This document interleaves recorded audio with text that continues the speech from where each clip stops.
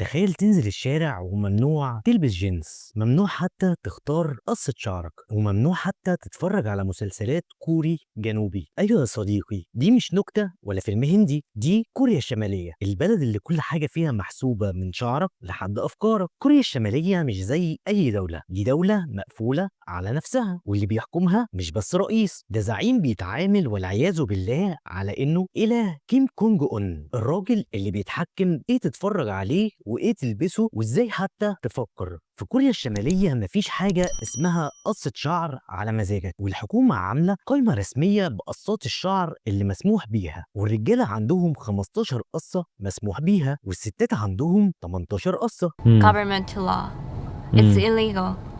And the hair have to be short. ولو فكرت تغير قصة شعرك وتحلق حلاقة مختلفة عن القائمة اللي محدداها الحكومة، تتعرض للتحقيق أو للعقوبة. حتى كيم كونج أون ليه تسريحة محدش في الدولة يقدر يقلدها، يعني لو فكرت تقلده يبقى بتعمل جريمة ضد الزعيم. والجنس ممنوع والملابس الغربية ممنوعة، وكل ده بسبب إن النظام شايف إن الجنس بيرمز لرأس المالية الأمريكية، يعني لبسك ممكن يحدد ولائك السياسي.